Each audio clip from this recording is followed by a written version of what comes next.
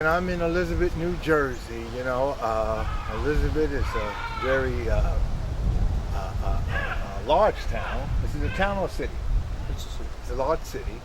And I should know that right there. My forebears came to Elizabeth in 1923 out of Georgia. This was the first city that they came to before they ventured into North New Jersey. And this, it was many years ago. Sent two uncles from Macon, Georgia, up this way, and they worked and sent for the rest. So Elizabeth I have some history in this part of Union County, Yeah. So I got maybe some distant cousins. I know I got some relatives buried around here, and I'm gonna find them soon. Okay. We're talking to community residents and just talking about the city of Elizabeth. And would you introduce yourself? Yes, my name is Christopher Nelson, and I live on 746 Trumbull Street. And I have some things I would like to share as a community outreach because we have very limited advocacy around in our communities these days. Okay. And I only see that we become relevant when election time comes. Sure. And so I would rather, stress what's needed in our community before and even after. Sure. I want to present these issues that concern our community. Okay, well, go ahead. Elizabeth overall. All right, okay. And I visited the City Council Board meeting October the 2nd. All right. And I presented these same concerns to them. And it goes as far as our pledge for our neighborhoods. All right. And this is a commitment I hope we all can share. Okay, bring it down so they can bring it up. And so this here pledge that I'm presenting to the city and to the community, and it goes with the people of the citizens of Elizabeth. We all call for a united front. All right. This was shared throughout our city hall, throughout the community meetings we have generally each month. And what it's asking for is a united front.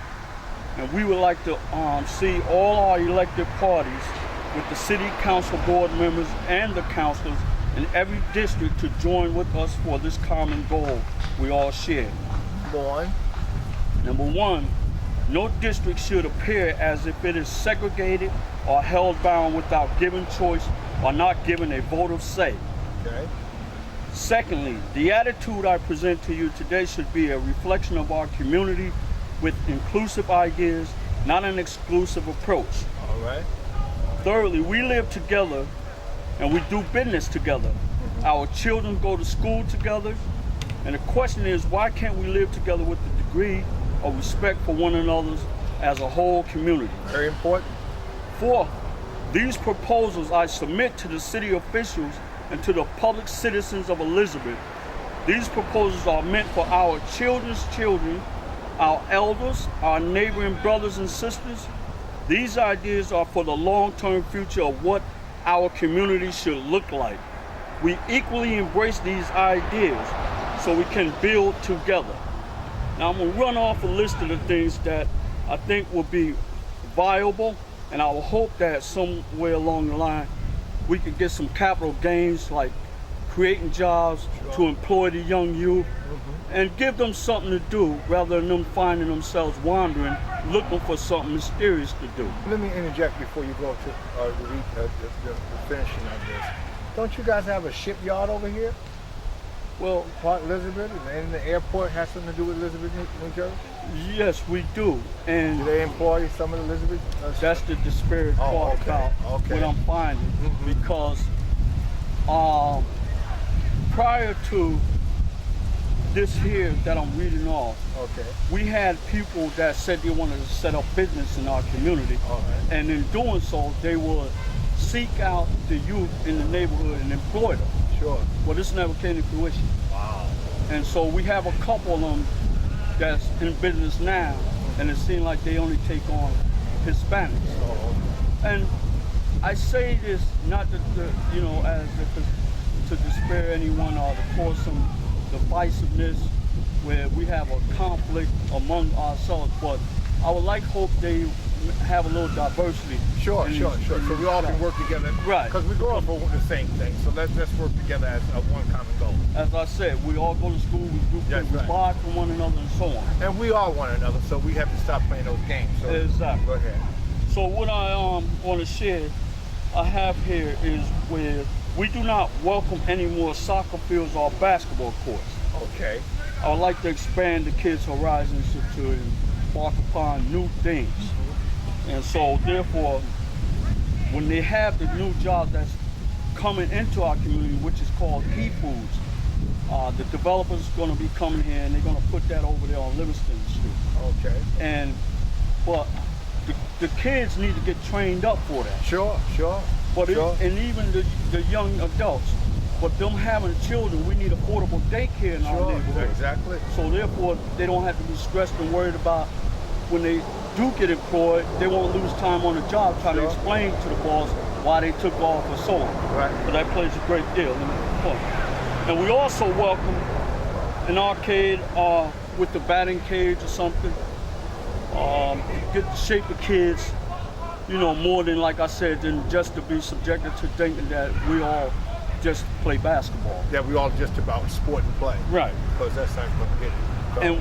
And we have land space where that I hope we can get a welcome roller skating rink if we could in our community, rather than we have to go abroad. Like we have to sometimes go to Union, or Woodbridge. Right. And sadly to say, some of these communities tell you that if you don't live in there, they don't want you. They don't want you in there. Sure. You know, and that's posted up, like in Linden, the tennis court. But we would like to welcome a bowling lane in our community. We would like to welcome a gymnastic development building in our community to shape our girls and also let our girls, you know, not lose that femininity of themselves. You know, their innocence and so on.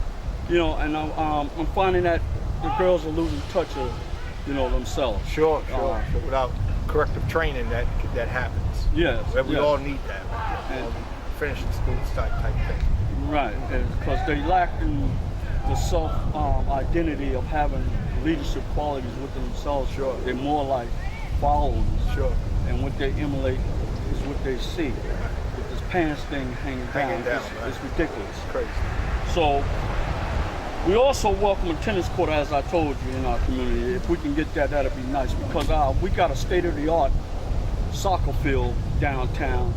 But everybody don't play soccer. Everybody don't play Everybody soccer. don't play basketball. Everybody don't play baseball. So I understand what you're saying. I understand. So whoever this may be, this here tape may carry out to, you know, we may get a scope of what I'm trying to present. Sure. I hope that they can make some investment in the ideas. Okay. So our kids don't be limited. All right. Also, we welcome a volleyball court. That's in conjunction with the tennis court. We welcome a Boys and Girls Club in our community. You know, that gives them some cultural learning. And also, you know, it gives them other skills with art. Take other interests in things, you know. Sure. And have an after school program that would be good to have that right in the community. Because after the end of the day, when school's over, they come back to the neighborhood, there's nothing here. It's just sweet. And so furthermore, we do believe in revenue in our community, but we also believe in good development structure in our community. At the end of the day, we are all God's children, and I'm hopefully that we can have a real partnership in our community with our city council. Sure. That's very important. So that's what I want to advocate. Okay, now, Mr. Nelson, how can they reach out to you? You seem like a person that's really involved, but you have a concern for your city. Yes, I do. And is it okay that they reach out to you and talk with you? Sure they can. Give them a number or some way or Facebook? Again, I live on 746 Trumbull Street. My home phone number, area code 908-469-2552. Cell phone number, area code 908-290-1322.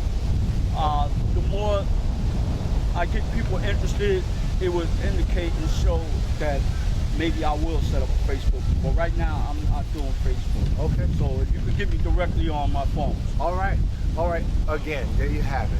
Someone that's really taking the helm, taking the ship by the helm, and saying, listen, enough is enough in our community. Let's build a community. Let's invest in infrastructure, and let's take care of everybody. We didn't in this interview you will hear no segregation. We're just talking about volleyball court. We're talking about a basketball court. We're talking about a place where kids and young people and even some adults can retrain, retool themselves. I think that's what's missing in the United States of America, is that we're not retooling. We're not retooling. We're depending on outside force, and we have ferried our companies so far away that the common people, which is all of us, are out of luck. May God bless you. I am the American Reverend Zachariah A. Jackson from the Church of What's Happening Now. Thank you. Thank you, sir. Thank you, sir.